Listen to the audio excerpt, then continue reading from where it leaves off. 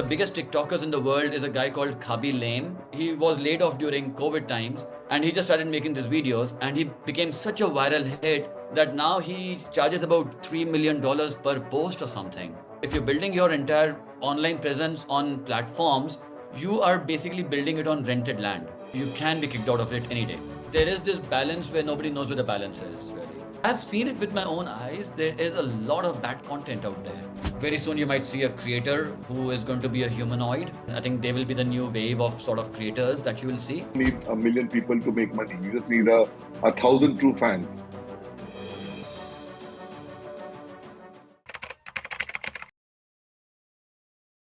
So good evening and welcome to yet another edition of Thinkly Talks. Today we are in conversation with Ankur Mehra, who's a leader in more ways than one. Ankur began his career with the Indian Army, where he was a major, and then spent close to 2 decades in the digital space. He's been a former Meta executive, and now he's been a top voice in shaping the creator economy across various global platforms. So at that very brief introduction, welcome to the chat, Ankur. Pleasure to have you here. Thank you, Vivek. Thank you for having me. It's a pleasure being here. Likewise. So I think, Ankur, you I think got in this whole space by around 2006 and 7, pretty much from the time the digital space started really evolving, right? And the entire content boom that we kind of seen across the space, right? So could you kind of just help us set the context as to what really caused this whole boom that happened, and what do you think were the pivotal moments or innovations that contributed to this explosion? Well, yeah, you're right. Actually, I started right after the army. I was working at Z, and I was also leading the digital sales for them. So I was in the digital side of the media business back in 2007, 8 or something, much earlier. And I've had the rare privilege of seeing how the media has been transforming itself from from the gatekeeper media to the new forms of media that we see today. Mhm. And in terms of, I think what the pivotal moment of why this content boom happened is, I guess number one was the hardware piece.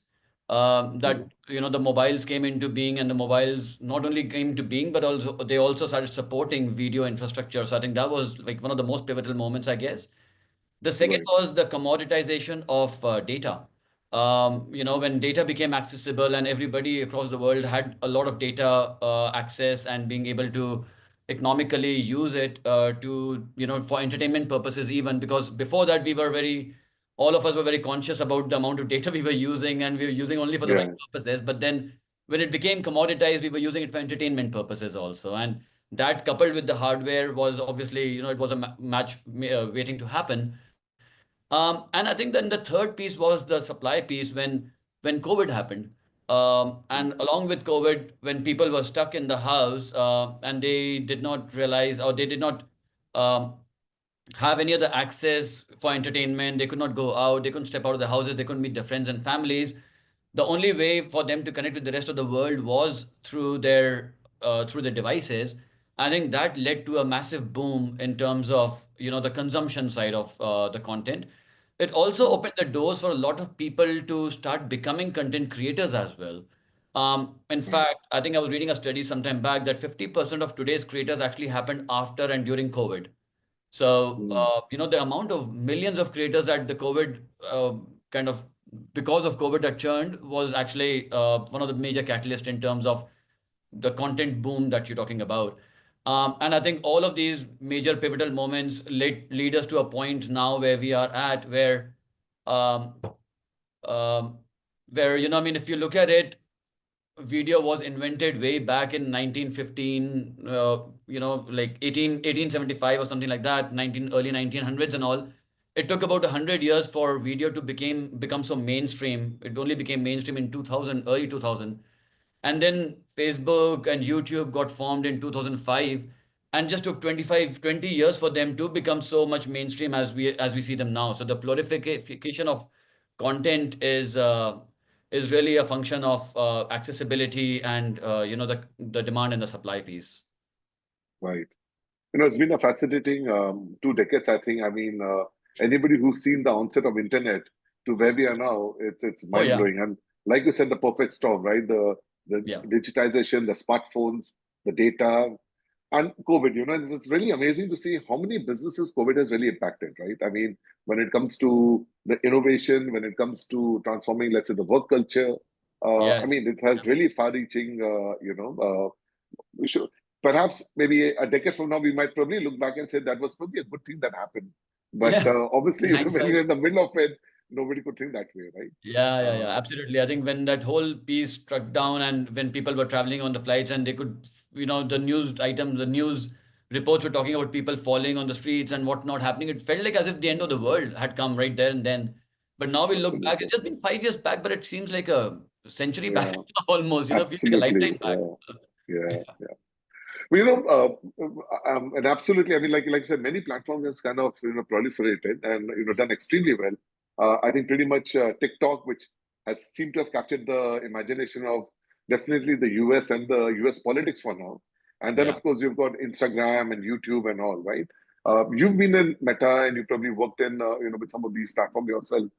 What is your view as to why would you say that these three or four have really dominated the way? What have they done so differently, which the others couldn't? Any thoughts on that? Yeah, I think, see, I've been in Facebook, you're right. I've been on the insider side, on the insides of Meta.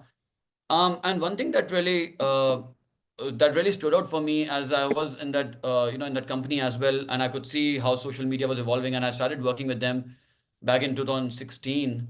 Uh, was that number one? I think the fact that these platforms had access to algorithms, they were able to pivot, they were able to be innovative, they were able to be flexible and nimble enough to understand what's working and what's not working. I remember those days initially, we felt that, algorithms were, you could, some piece of content do well because, the algorithms were tweaked in a way that would reward waterfall comments. So if you had a piece of content and there were more comments down below that, platforms would uplink those or upgrade those pieces of content to be more visible. But then people started to game the system because then there were a lot of contents coming, a lot of comments coming in, but they weren't really quality comments coming in. So the platforms had to then come back and realize that, okay, maybe that's not the right metric for us to, uplink or upgrade certain pieces of content. Maybe the algorithm should work in the favor of what friends and families are watching. So if you, Vivek, have a circle of influence, and if I have a circle of influence, it's more likely than not that we'll be influenced to watch what our friends and family are also watching. I mean, our likes and dislikes are generally almost similar-ish. So, I mean, so maybe that is how you uprank some pieces of content, and also that algorithm changed over time. Then, of course, the whole concept of the vertical videos and the horizontal videos came in. Up till that time, YouTube was the predominantly the place where a lot of videos used to go in, and a lot of long form videos used to go in. Like people used to put in 10, 15, 20 minute pieces of content and all, and everybody felt like that's the way to go. But then TikTok came by and turned everything over its head and had those short form bite sized content which was like just a few seconds long maybe. And suddenly Yeah, we had the entire Gen Z kind of revolving around that pieces of content because it was really sticky, it was bite sized, it was snacky sort of content, and they could be consumed on the go. You don't have to go with that appointment viewing sort of a framework and all. And that tipped everything up. So, and then the platforms realized that maybe, hey, you know what? Maybe we should also start pivoting towards more short form and more snacky form of content and all. So, I guess right. the basic fundamental is that the platforms that I've seen are really successful, especially in the social media side, is because they change and they innovate with the times. They are not really stuck in terms of, hey, I mean, this is what we came here for and this is what we'll keep on delivering. They Right. keep on being nimble about how they are, and they keep on changing their outlook to what is right, what is the right form of matching the consumer preferences. I think that has been the key that has really stuck with some of the organization doing so well, and some of them are still struggling to find their feet. Yeah. One thing that's really fascinated me is, you touched upon that. By the way, you have to excuse my voice. Like I said, I was in Gurgaon, and the combination of the cold for a Mumbaiker was a little cold, and I've been struggling with that. But moving along, you talked about the algorithm. Yeah. And it's very fascinating how different companies use different forms of algorithm, right? The Mm. Facebook is more about the friends and family network, right? YouTube, for example, looks at your the last five viewing and tries to arrive at what kinds of builds a persona around you and tries to show you the next video, which would be that, right? TikTok, Yeah. for example, I read about it. It was fascinating. Where I think the whole starting point of TikTok was instead of worrying about the number of people who are there in your network, in your Mhm. influencer network, if I, upload a Yeah. video, just show that video to maybe two other people, see how much Mhm. time are they spending, and then Yeah. based on that, show Yeah. it to two more people, and then, Right. it just does discovery, right? Yeah. It's fascinating. And I'm saying, being an insider, and, have you ever really, kind of got any insights as to how, the management thinks about these things, how they're looking at, fine tuning the algorithms? What's the kind of obsession that goes behind it? Uh, Yeah, I mean, see, I can speak for Meta for sure. And I've oftentimes realized that like whenever there is a moment in time when the company needs to pivot its stand, uh, literally everything comes to a stop and we start moving in the direction of the new changes that are supposed to come in. And there's a very famous story about back in the day when everything was on the web. Facebook was also on the web. yeah, And then, the mobile revolution was just kind of coming along. And some companies were moving to the mobile direction, some were not because they felt that mobile is just going to be a passing phase or something. yeah, And very famously, Mark Zuckerberg, he kind of caught the early wave of wanting to pivot the company to the mobile format and all. And hmm, he literally put the company in a lockdown stage. I mean, everything in the company was just geared towards pivoting towards a mobile first strategy. And right, that speaks volumes in terms of how large size companies like even Meta can actually just stop in its tracks and then change and pivot overnight to what they right, feel is the right way to go. I've seen right, that oftentimes when it used to come to even the algorithms changes that we're talking about, like you rightly brought out about, if you're spending 2 seconds more on a piece of content and maybe that's the right content for you and all. And that's true because a lot of algorithms they are very sort of flexible and they're very sort of fluid at the same time because you right, just can't have one sort of a content algorithm and expect that everything is going to follow around in that track. A lot of right, times algorithms have to keep changing basis on what's going on in the environment, and oftentimes I've seen back in Meta also that we used to take very reasonable data based analytical steps in terms of like how the algorithms are changing, or do hashtags really even work? Should we even have hashtags anymore? Should we look at right, people spending that extra 2 seconds time on a piece of content and maybe that's an indicator of interest and all? So, those kind of things that were really taken seriously in the company like Meta, and we used to really, the product teams would really experiment a lot, and there used to be a lot of misses, but there used to be a few hits as well, and it used to be, like guide a path forward and all, and I've been very, very openly championing the commitment to of the technical teams to, be able to see what's the product fluidity supposed to be. It's right. brilliant. Yeah. Yeah. No, no, and I think the most amazing part with these tech giants is that Mm. they can't just sit back on their laurels and think about it for the Yeah. next decade. Like I mean, I spent close to 7 8 years in Microsoft, and the number of times you had to see the Yeah. company repivot. Like for Yeah. example, the whole .NET strategy that came in, then the internet strategy that came in, then the Linux fight the Linux. So Yeah. and you're Yeah. talking about all these campaigns every 2 3 years, right? So Yeah. it's a lot that happens, and then but I think the difference now is that you have maybe around four or five these giant companies with huge balance sheets all Mm. circling around the same thing, right? I mean, there's Google on one side, there's Meta Mm. on one side, there's TikTok in the US and rest of Yeah. the world, right? And it's amazing. I mean, with the kind of money they have at their disposal, you Yes. really can't just sit back, and you have to be always one step Yeah. ahead of the Absolutely. game, right? Yeah. I mean, I remember still those. I don't know if you remember Orkut. Yeah, yeah. Back I in mean, the day, yeah, really, they were the ones who really started the whole. They were the predecessors of what Facebook is today, and they were doing a great job there. absolutely. I think that's a case study in itself, like how they were not able to pivot or Yahoo for that matter, and all. Where some companies haven't been able Friendster, to pivot. MySpace. I mean, they all MySpace. just fell by the yeah, Yeah, there yeah, was 6 degrees even before that. you know, yeah, so yeah, there was yeah, so many yeah. 6 degrees at 300 million users at one point in time that we're talking about good 20-25 years back. Yeah, And it's that was a amazing. huge Yeah, number. absolutely. I mean, I really wonder what the hell happened to MSN and Yahoo. I mean, Yeah, from I mean, they should have been dominating, and there you go. yeah, But yeah, this brings us to a very interesting shift that's happening. That happened some time back, and that's really I think the move from what you call as the content boom to really mm, what you could probably call the creator economy, right? This yes, whole shift towards, suddenly, the creators being front and center, yeah, and the fact that they should look at monetization, and the fact that the platforms need to think of them as partners and as equals, right? Yes. Yeah. Any thoughts around that whole shift? When would you attribute that creator economy as a concept really started coming to play, and what really caused that to happen? Yeah, that's a great question. See, I think for the first few, like, let's take, for example, the case of YouTube or Facebook. They both started on the same time, 2004, 2005. I Yeah. would say that the first 10 odd years, they were mostly, uh, there was a lot of user-generated content on the platforms, and that was kind of taking Mm, them up ahead. I think it was only after and around just a little bit before and maybe during even COVID when the creators came by and they realized that, hey, I mean, you could actually make content and have that monetization model running to provide them a source of revenue as well. Uh, right. I think that shift from the user-generated content to a creator-generated content, that actually started happening around the same time. Right. Now, people, we normally still call it UGC. We don't call it CGC, but ideally, I mean, a lot of circles that I'm into have started calling it CGC because it's actually creator-generated content and people are getting paid for that piece Right. of content and all.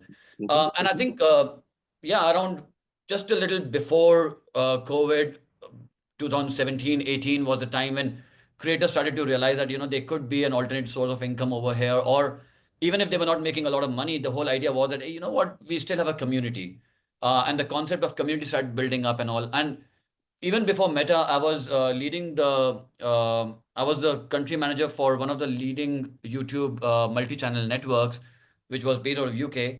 And over there, I was as a country manager over here. They were trying to establish their base in India and starting to work with YouTubers.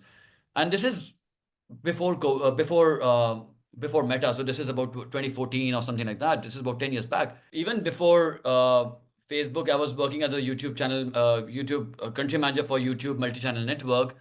And Hmm. even then, and I'm talking 2014 or something, we used to see that there was monetization happening only on YouTube as a platform, which is a major social media platform at the time. Right. There wasn't much monetization happening. Of course, it still doesn't happen on Instagram or on LinkedIn or the platforms. In fact, the ads, there was not a lot of branded content that was also playing in the market at that time. It was Right. mostly ad-funded content, ad-funded revenues that were happening. But Hmm. slowly, I think about 2017, 2018, and really accelerated by COVID was the Hmm. time when, the creators started coming in full time as a full-time employment because a lot of layoffs started to happen around the same time. People went out of jobs, and because they started going out of jobs, some of them started to make content, and some of them started to go viral because of that pieces of content and all. And platforms started to monetize. More platforms started to monetize content. Brands started to take this more seriously and started to invest in branded content and all. In fact, a great example is one of the biggest TikTokers in the world is a guy called Khabi Lame. This guy is a black guy, and he all you know you he uncomplicates or he simplifies a lot of things that people do on the internet, making it like making it feel like big things. But this guy comes in and says, he just puts his hand like this, and like it's so easy. He doesn't even use Hmm. a word. He doesn't even say anything. He just puts his expression like, "What are you talking about?" kind of a thing. And he Hmm. became so popular. He was laid off during COVID times, and he just started making these videos, and he became such a viral hit that now he charges about $3 million per post or something. Wow. I mean, so that is the power of how things have really changed. And then brands came in and started take this whole thing so seriously and all. And now, even if you look at it, Instagram doesn't even have monetization on its own platform. Yeah. But brands take Instagram so seriously that if you are a creator, if you're even a nano or a micro creator, there are Hmm. enough chances and more that you will actually start making a decent amount of side money because you have an engaged community with yourself on those platforms. So I think, yeah, that was Right. a game changer for sure. Right. So many things are, kind of popping up, based on what you just talked about. I'll try and cover some of them, right? See, if you look at it, I mean, there seems to be a shift happening where, it was a given that you have to play with the algorithm, right? Hmm. And then you have new platform like, let's say, Substack, or for that matter, ThinkLeave, where we really say that, listen, you're not fighting the algorithm. You just, follow the person you like to view, and that person, you kind of get the content, right? So there seems to be this always this tension between the platforms who are optimizing for an algorithm, the creators who actually want to just go direct to the consumers, right? How do you see this tension playing out? What are really the corporates thinking about it? Because I think Substack, for example, really dumbed it down when they launched the newsletter, right? Say that, listen, Yes. if you start a newsletter and you want to reach 1,000 people, those 1,000 people will get the newsletter in the inbox, no matter any algorithm, right? And Yeah. then if you want to pay for it, you pay for it, right? So stuff like that, right? So yeah. Yeah. I feel, I don't know whether there's a tension. I feel sometimes that these are complementary things. It Hmm. just opens up the playing field for a creator. And oftentimes I often tell creators, by the way, and this is a very regular thing, I tell them that, when you're making a piece of content on an Instagram or a Facebook or a YouTube, at the end of the day, you don't even own your audiences, Hmm. because if something goes wrong, the algorithm changes, for example, or the like what we saw in the US, the TikTok is getting banned or something. If those kind of things happen overnight, TikTok got banned in India. People spend years building their communities over there.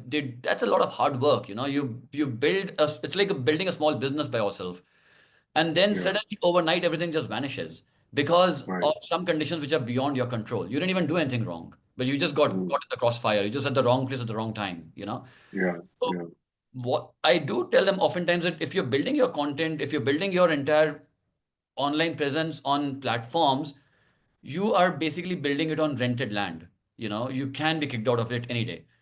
So you got to own your audiences. First, you have to diversify your revenue streams, and then you have to own your audiences. And platforms like, since you called out a Substack, these are great platforms because you actually tend to own your audiences. You know where the community is. You have the email ID of each and everybody. You have the WhatsApp communities if you have to and all. If something goes wrong, you can take your community somewhere else. It's not wasted.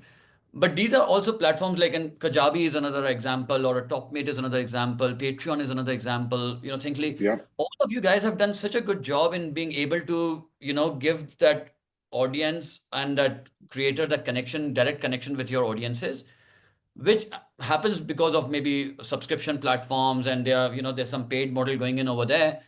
But eventually it is helping the creator have a multiple diversified income stream, which I think is Right. complementary. I don't know if it's a tension really. I would say that it's a good thing in a world in which we live to have multiple options, and platforms like, you mentioned Thinkly and you mentioned Substack, and these are such great platforms because you tend to then have the direct connection with your audiences and be able to, build your community and make it more strong on the basis of on the back of your content, and still being able to get that last mile of connection with your audiences. And I'll try and expand on what I mean by the tension. I'll just first pick up this question by Alicia. She's saying the platforms seem to be increasingly driven by algorithms. We know that. Why do you think this is it, and how does it affect creators and their audience? And I think just to add up on top of that, as you find people becoming larger and larger players, some of them will say, listen, I don't need a platform. I Mm, need a maybe a SaaS product. So mm, you've seen people who've actually started off, let's say, with Substack, and mm, then because Substack was still charging them 10-15% or whatever that is, they eventually moved to Ghost, which is just like a SaaS product because they say, I don't need discovery. I'm building my own audience. I've come to a certain size, right? yeah, Same thing. If you look at, let's say, for example, Mr. Beast, mm, he's got there because of YouTube, yeah, to that level. But there's a case to be made that tomorrow maybe he can just launch a beast.com, mrbeast.com, and completely bypass the YouTube, right? I mean, so that's what I mean by the tension, because the platforms need to worry about engagement. They need to worry about retaining the creator. Creator needs them up to a certain level, and they look at them yeah. moving on. So, Yeah. the thoughts around that? Yeah, no, you're right, absolutely. And I think that's why I was saying, like, from a creator point of view, it's a good space to be in, because Yeah. you need an initial foothold somewhere. You need to work on the algorithms to make sure that you're riding the wave over there. But at the same time, Hmm. once you become slightly more bigger and you start becoming like a owner of your own community, then you need to Hmm. start thinking about, okay, now step two, how should I own this community? Then Yeah. you become, once you start owning that community, now you start thinking about, okay, now step three, how do I become an enterprise by myself? And Mr. Hmm. Beast is a great example that you caught out right now, because eventually we also know that he's in the race for acquiring TikTok in the US as well. So if that happens, then that's another thing altogether. But yeah, I mean, the whole point is that It's we are seeing creators becoming brands and enterprises, small and medium enterprises by themselves, even large enterprises by themselves. And right. and on the other hand, brands are becoming more and more creators. So I mean, there's Right. this exchange that is starting to happen now, and we definitely see that, the early signs of individual creators using these platforms as an initial stage to kind of set themselves up, set up their shop front, make Hmm. themselves more kind of recognizable, broadly recognizable, and then moving on to more owned and operated sort of platforms subsequently. And I think that's good news for the creator. But of course, for the platforms, it's not great because obviously you're seeing, and when a person gets to a particular sort of a level, then you see them having that exodus and moving on to multiple different platforms and all, and so that's not cool. Right. Eventually, Right. I think that's again up to the platforms to start trying to think how can they retain their, their high net performers, by making the platform more kind of conducive and more open in that sense. And Right. frankly, if you ask me, I mean, I feel like this is probably going to be the start of the next stage of our content culture or the content economy or the creator economy that you're talking about. I think this is exactly the need where things start moving across to what we call as the Web3 now, or the Yeah. decentralized models now, like the Fediverse. Yeah. Yeah. I think that's exactly where we are going to head now in the next maybe 1 or 2 years, 3 years. We'll start looking back and saying, you know what, this was probably that pivot point where creators were Yeah. getting frustrated, platforms were getting frustrated. There was nobody who could really um, find a solution to this except for maybe decentralized models. So I think, Right. yeah, that's where things might be. No, and I think Web 3.0 is going to be a great conversation for us to unpack in a bit. Uh, just staying again with your thought, you talked about, I think I love your analogy that when you're actually building on a platform, you're basically paying a rental and you have Yeah, no idea when the landlord might kick you off, right? And I just want to build up on that point with also with Zishan Ali's question. He's saying, how do you see the balance between creative freedom and platform algorithms affecting the creators out here? And I think we just have so many examples to think about, right? I mean, you had an example where I think Joe Rogan got bought out by Spotify. mm, The woke, which I say the liberals didn't like his content, and at one point they wanted to kind of throw him out. You yeah, have had an example of probably the biggest creator on Twitter, the Donald Trump, getting banned in the at the height of the whole thing while he was a sitting president, mind you, yeah. you are of the US, right? Uh, I think comes to this whole point about a very difficult point. It's not easy. It's not an envious place to be in. It's about censorship, because what you call as freedom to express, freedom to speech, the First Amendment in the US, the right to speech, let's say in a country like India, and then you have these whole compulsions that the the platform have to worry about because it sometimes is about the laws, b it's Yeah. sometimes about the stakeholders, c sometimes it's about the employees. How do you think about censorship? Would love Well, you to kind of chime about that.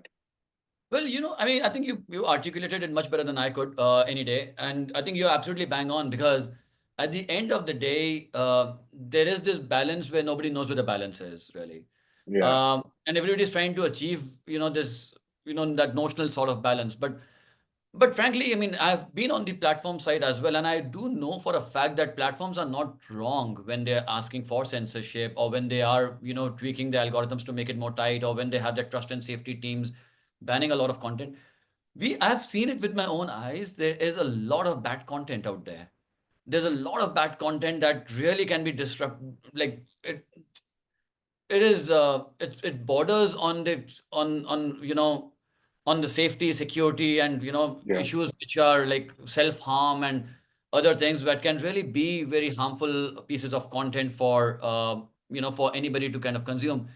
I think one of the good steps that countries are now, or regulatory bodies are now starting to take outside of the platforms is, and by the way, platforms have always been very open to kind of getting regulated because nobody wants to, no platform would want to go ahead and take the blame on themselves. They'll always be very welcoming to third party audits or regulatory audits and all, and letting them take the call on what should be or should not be there, setting the boundaries for them. But I think one of the things that is happening now, and I think which is probably the right direction that we're thinking of as regulatory bodies, is that there is increasingly more countries are now starting to restrict the internet for under 16 kids. Yeah. I think that's a very good step. Whether it started with Yeah. Australia, now US is thinking about the same. Canada is. India has been thinking about the PDPD regulatory act that they're coming up with, the Personal Data Act and all. It all feels like these are steps in the right direction because as adults, maybe we still know what content we might want to regulate for ourselves or self-moderate, We have no moderate. idea. We have no. Well, that's I mean, true. we are all glued to the screen like kids are, right? Sometimes I think they Yeah. do a better job.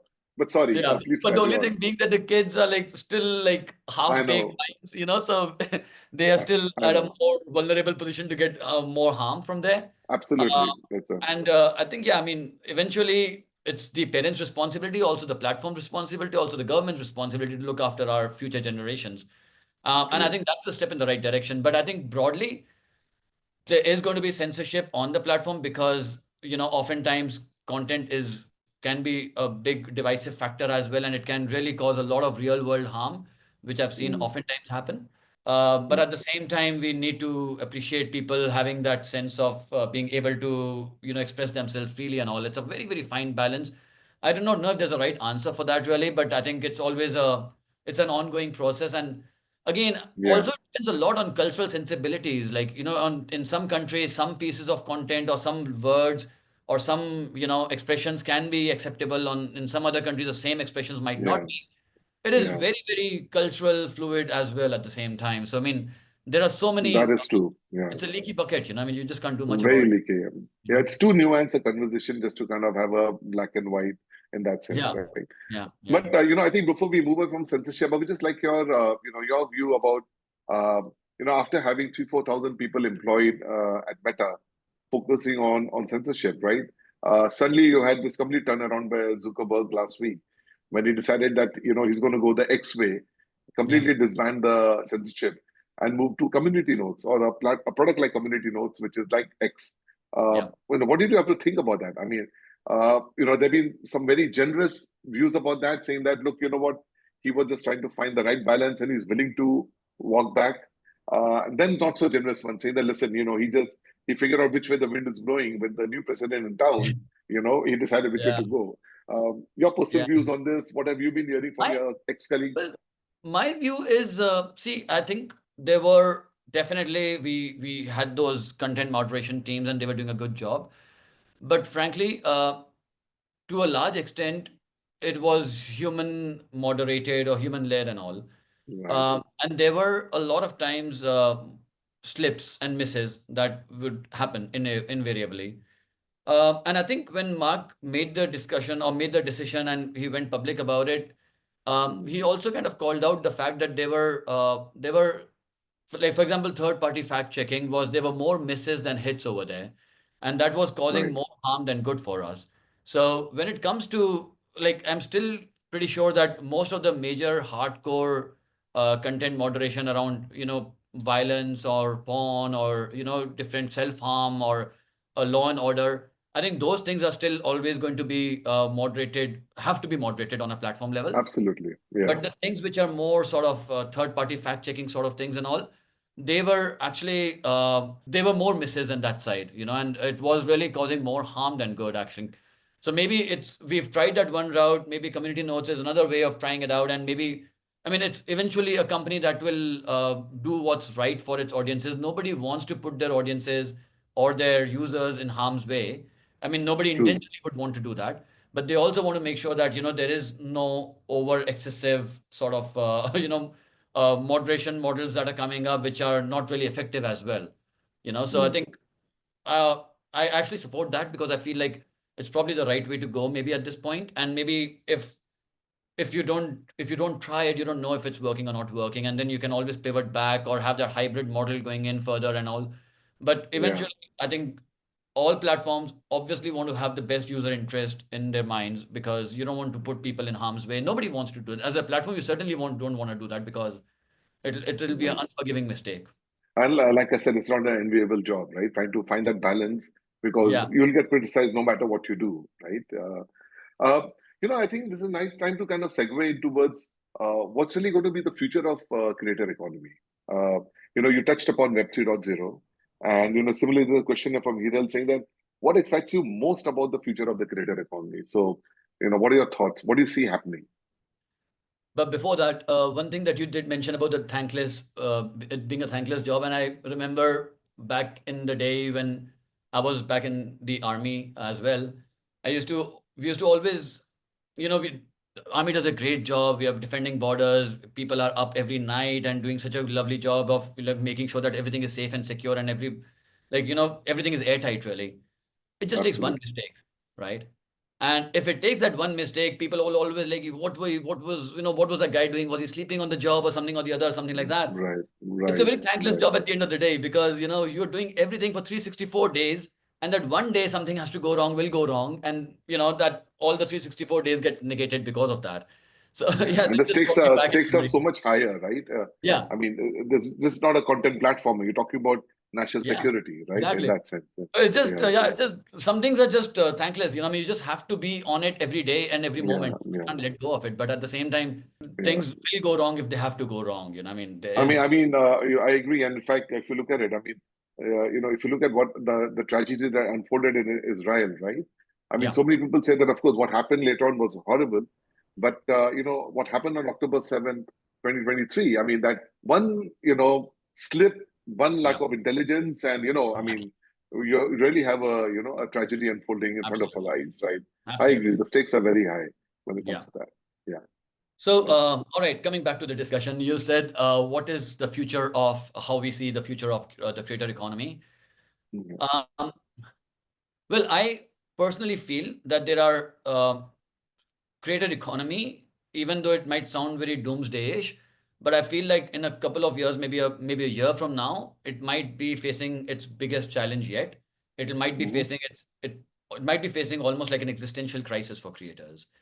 Mhm. And that happens to me, that happens to be my point of view, because I feel the sophistication of AI, the Gen AI that we're talking about nowadays, the Mhm. realism that's coming along with it, is very, very, is actually a real threat to the creators of tomorrow, because you can create as many avatars as you want, you can have them as real lifelike as you want.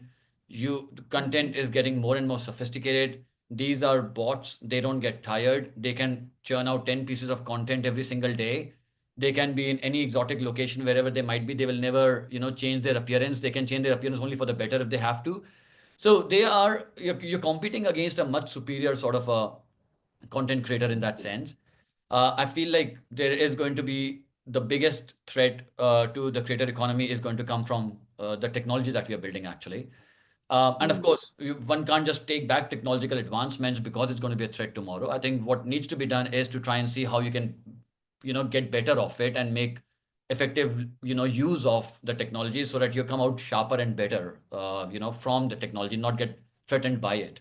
I think that's the only way to Right. look at it. The other thing that I see is that's really going to happen very soon or later is I feel like there might be a very soon you might see a creator who is going to be a humanoid, not a bot, not a human, but a humanoid. And you will have them doing a lot of fancy things over there on the on your screens, and I think they will be the new wave of sort of creators that you will see. The third thing that I see is that a lot of companies will start to have creators on their roles. So what happens today is that companies or brands, they engage with creators, they pay them money to go ahead and talk about their content and all those things. But at the end of the day, they're sitting with almost potential creators in their own roles, on their own, on their own payrolls. Why would they not want to leverage the power of their own employees and have them become ambassadors of the company, talking to their communities? And eventually, we are working towards more and more kind of nuanced and smaller communities. So I think employees Right. will turn creators, and they will probably it'll be a part of the performance appraisals in the future that, hey, I mean, are you doing a good job in becoming a good ambassador for the company? And if yes, then you get that extra whatever incentive to do that. Right. The fourth thing I feel is that there is going to be a decentralized world that we're heading to.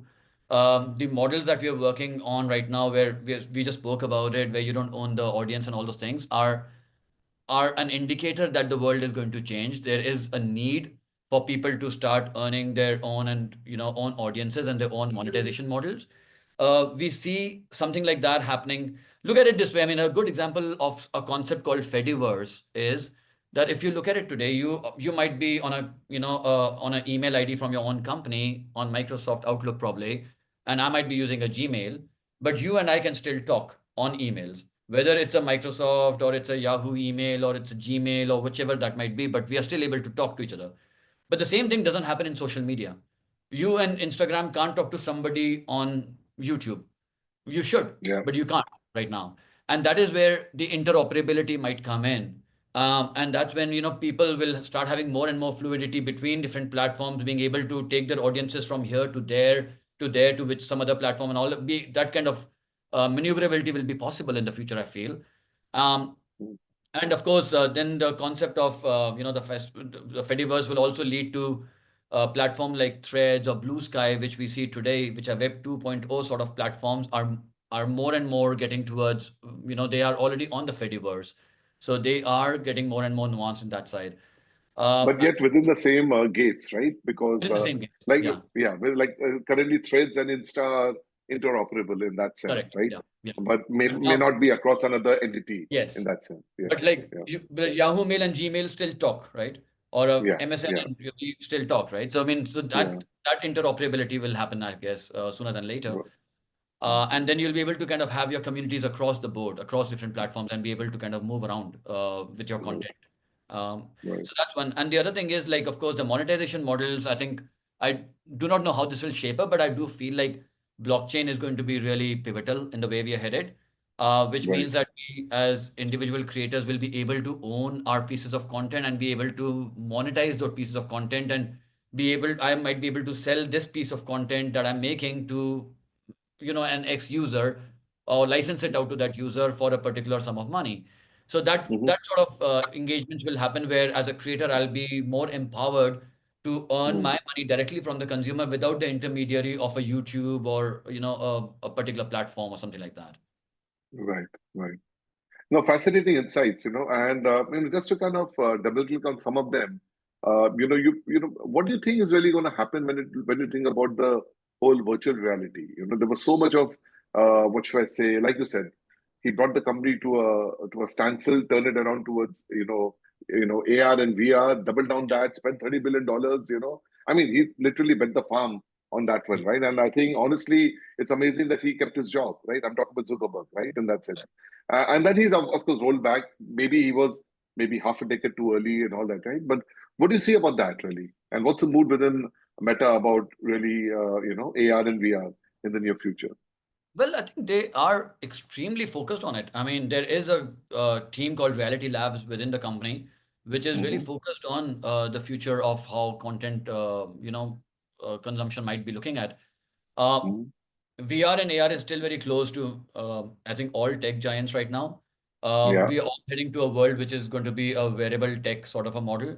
I think the big thing to try and uncover in this is, how do you make do you know, remember the start of the conversation we spoke about what were the pivotal points that changed, that got the content yeah, boom? And the one thing that we yeah. said was hardware, the mobile Right, phones.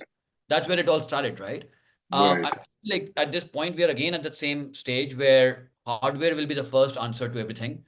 The moment you are Hmm. able to make hardware that is accessible to all, that is easy to wear or Hmm. easy to use, and is sort of, like, I think, Mark, since we're talking about him, he always calls out that the next big tech is going to be in glasses.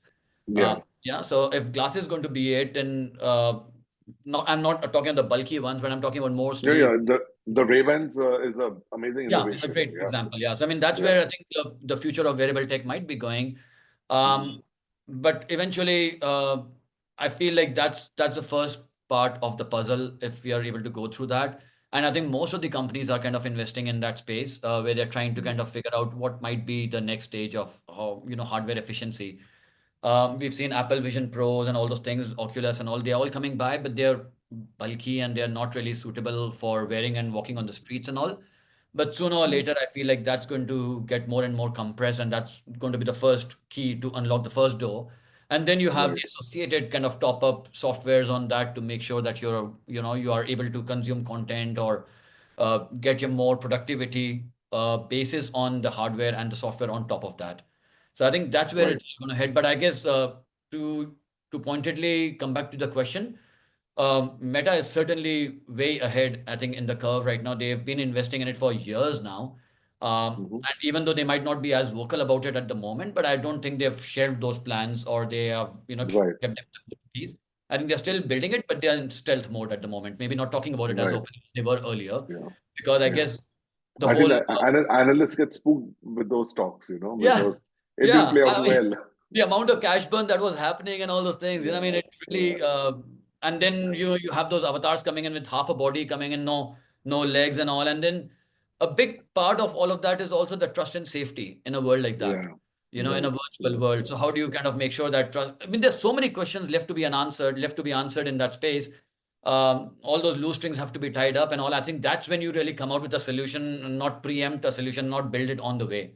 I Right. think that's what the strategy was earlier, but I think we've learned from that, and the idea is to now, kind of build first and then show later, rather than, start showing first and build almost alongside. I Right. think most of the tech is working on it. Even Apple Mm. or Microsoft and Google, everybody Right. is working on that now. Right. Have you ever thought about what would not change in the next 5, 10 years? Because if you think about it, let's say we look at media. You started with pictures and videos, and then of course you have short form videos. Because I think there are three things happening, right? One is of course you want entertainment, but you have attention deficiency. We just don't have the time. So the short form videos became a revolution. The other side, like you rightly said, the wearables will change. The mobile was the biggest revolution that happened, and now you probably have wearables, maybe the glasses and everything, right? Uh, you'll still need, you probably will have, more and more synthetic data because you'll have more and more bots and what should I say, humanoids, like you talked about creating the data, right? But in the heart of it all, if there's a human being, because obviously this is all being created for humans, not being created for robots and AIs, right? What do you think will not change in the next 5, 10 years? I love those. I love what you just said, that they're not being created for robots or AIs. But I don't know whether you read this latest news about Meta unleashing a army of bots as consumers. So, Oh my God. Yeah. Okay. so that's happening That's too, by the obviously way. for the ad And I'm dollars and for the click per view and all that. Is that what it is or something else? Yeah, so I think, yeah. Yeah. So a lot of people, I mean, there was a startup I was reading about some time back who actually made a product, Hmm. is actually working on building a product where you can you can curate your own audiences, and these are all bots, okay? They're all AI bots. So you can create a whole plethora of different kind of bots that you might want as your own audiences, so that whenever Hmm. I am posting, I know that if I need a critical, somebody to be a big critique of me, that bot will pop up and give me a critical comment. Hmm. If I need somebody to praise me, that bot will come in and give me a praiseworthy sort of a comment and all. So I mean that is happening. People are building content for the bots also, by the way. So You so that's probably call them your wife bot and girlfriend bot, right? there you Right. are. And you can name them as well. It's getting very realistic, by the way. That's the whole piece. Like that's a fun element. Right. So yeah, I mean Right. that's weird but true. It's happening. I mean, I think it's also a reflection on the society in which we are, that people are Right. getting more lonely, people are getting more lonesome, and maybe that sense of validation is kind of moving away, and maybe Mm. bots like these will be able to give people that sense of validation, and make them feel like they have a companion in the internet when there is none. Or when you Mm. make a piece of content and it doesn't fly on the internet, you just get two Mm. likes or something, maybe you'll feel more kind of respectable if you have more likes or something like that. I don't know My God. what I mean, that be, imagine but the human need for dopamine hits, right? I mean, yeah, yeah. Can I just buy those 10,000 likes from a bot army, right? I mean, oh my God. exactly. So those things I are know. happening too. Yeah. So yeah, Yeah. I But think what you're what do seeing you is, what do you see? Where do you see finally the short form videos playing out? For example, do you think we've hit some human cognitive threshold or some more insane stuff to be happening out there? um I think there'll be innovation. They'll keep on happening. There people will and platforms will keep on innovating new stuff. I don't know whether you read about this, but sometime back there is this new wave of I forget the name of the company right now, the platform, but um, there's a trend that started back in China sometime back. You have those series, right? You have the series which are now when you watch a particular YouTube piece or series piece of content which is like 10 minutes long, say episodes. Right. Then they became shorter, like 5 minutes and all. Now they are 1 minute long series. So you actually have series like episodes after episodes, and each episode is just 1 minute long. So, so that's happening too, actually. So yeah, I mean, there Mm. is, I don't know, there's always a way to innovate for people, and that, by the way, is becoming one of the hottest forms of media consumption, because you want to watch those 10 series, but you want to watch just 10 minutes and do those 10 episodes. So you've got 1 minute episodes now. And I Mm. don't know why can't they just make it one episode itself of 10 minutes, but they are making it like 10 different Yeah, episodes now. yeah. I think the So well, that's gratification happening. of finishing a episode is probably, Yeah, what's there you exciting. go. You never know. Yeah. I Yeah. mean, And then humans there's can be more crazy. creativity in terms of storytelling in that 1 minute, 60 seconds on how you get the right Right. hook and also the right closure where you are prompting Mm, the person to move on to the next series and not just give up. mm, So I think, yeah, I yeah. mean, innovations, I guess, all of them, creativity at its Right. best. But at the Right. same time, um, I also feel like there is going to be, while content is getting shorter and smaller, I also feel that Mm, there is going to be, there's certainly going to be a market and a universe for longer form content as well. See, we are doing yeah. this podcast, and Yeah. podcast, by the way, is touted to be one of the most, like the strongest form of content creation in the next 1 or 2 years. Yeah. The boom is Yeah. yet to come for podcasts. It's like we are talking about podcasts everywhere, and it is probably going to be the biggest boom in terms of like how content is created in the next 1 or 2 years. I mean, Yeah. we've seen that happen Yeah. in the US elections also. It was called the podcast Yeah. election. So, Absolutely. It I won. mean, It won Trump the election, and yeah, you know. Yeah. yeah. So I think there's one form of content which we'll keep on watching in a vertical form on our phones, which will be like mindless, fast scrolls. And then there Yeah. will be the horizontal form of content that we'll watch, which will be like more like appointment viewing when we want to sit on a couch and, lean back and then, take out 15 minutes of our life and then watch that piece of content and also. I think that is going to happen, but it's going to be a world of both. But Yeah. content will continue to keep surprising us in terms of, new innovations and new models of storytelling. Yeah, I think that's a great point you kind of brought out, saying that the portrait form is for the short form, and the landscape form is for the long form, right? And I think when the more I think about it, I think that's fascinating. That's a great insight, Ankur. Yeah, but just shifting gears a bit, you've been in the army, you've been a major, you've been in a command control setup, and then you of course move to media, which can be completely crazy, completely disorganized, and then of course social media with its own, with the whole creativity, right? How did you really handle this whole transformation, and what did that teach you as a leader, to kind of in your job and your role that you kind of went about doing? Yeah, and I talk to so many people. I keep telling them, I think the biggest mantra is learning, then unlearning, and then relearning. I mean, that's Hmm. that's how I've lived my entire life. I remember the first day when I left the army from a very structured setup and I came to the corporate life, and I kid you not, I was sitting outside the CEO's office for like my bench was outside, my chair was outside, and I see this bunch of guys walking into the CEO's office, and they had an apple in their hand, and one guy was chewing an apple and just chomping and walking into the CEO's office. And I like the day before I was in the army. And I was like, Right. this is mind blowing. I can't imagine that this could ever happen in the army, that somebody could, keep on munching on an apple and just walk into a commanding officer's office. It can't just will not happen. Absolutely. You know? Yeah. I mean, that was a moment of reflection for me. Like I was like, you know what? Now you're in a different world altogether. Start Mm, letting go of your baggage, of the things that you've learned and you've imbibed all this while, and you start learning the new way mm, of doing things. So I mean, I mm, think it becomes a continuous process for me, and has always been. I've always been very like agile to learning in that sense. The other mhm. thing is, I guess that it's never too late to be on top of your industry in terms of you cannot be at a point where you say, okay, I've got 20 years of experience and I know everything right now and I'm going to chill. I think the moment you Yeah. start going there, you start getting defunct yourself. So you need to be Absolutely. making sure that you are always relevant by Yeah. staying on top of what's happening because things are changing Mm, every single day. And so keeping that right. open learning mindset on and, making sure Mm, that you are on top of the game all the time. I think that's very, right. very important. So And always lastly, have a day one mindset in that yeah, day sense, one right? mindset, And absolutely. And lastly, yeah. I think the importance of mentors can never be underestimated, I guess. Right. Right. Always find that one person, two people, three people who you really look up to and ask them for guidance and be, open about it and, Right. help yourself by working with those mentors that you might have. I think these are Right. the trees. Great. And Ankur, I know you're working on a book, and Yeah, maybe you could just tell us a little bit about what's really what to expect.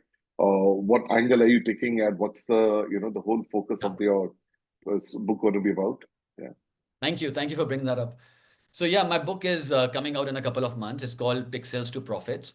Hmm. And because of the experience that I've had of working with creators, right from from places in Hyderabad or Chandigarh and other markets like these, I was leading the Asia Pacific market for Facebook, Instagram in Singapore, working with those creators. And then I even moved to the US to work with creators in North America and Latin America markets.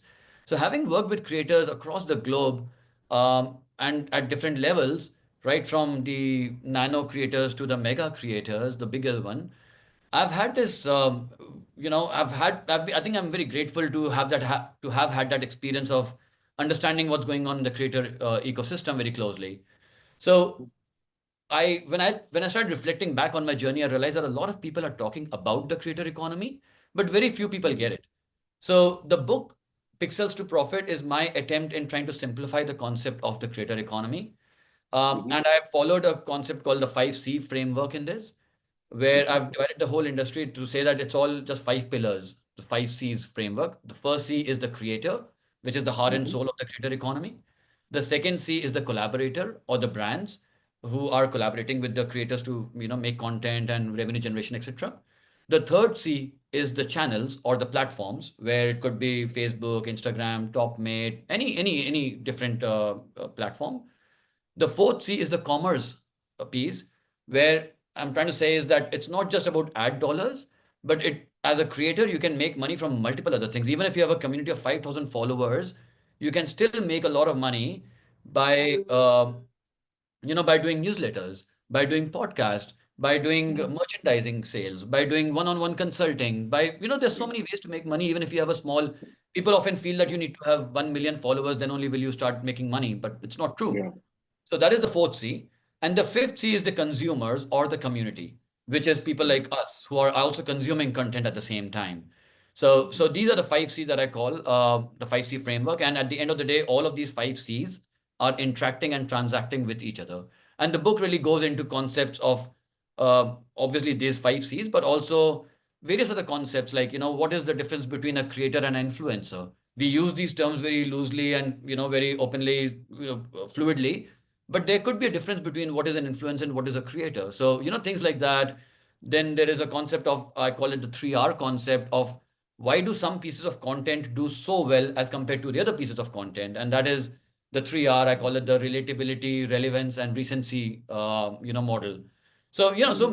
those kind of concepts basically talking about the creator economy as a whole, and then uncovering certain key aspects to it so that the understanding of it is more democratized, so that those emerging and aspiring creators who are sitting on the fence are able to take Mm-hmm. the jump into the creator economy. And also on the other side, the Nikes and the Adidas and the Coca-Colas, they know what they're doing. But what about that small and medium business or a small fashion brand in a mall? Do they know how to leverage the creator economy for their brand, Right. creating their brand growth and all? So Right. uncovering small and medium businesses and how can they work on the creator economy on one side, and the Right. emerging and aspiring creators on the other side. So that's what the book is all about. Fascinating stuff. I'm going to look forward to that as it when it happens. Uh, Thank you know, you. in fact, you talked about the commerce part, and it kind of reminded me of Kevin Kelly's comment, right? That you don't need a million people to make money. You just need a Mhm. thousand true fans.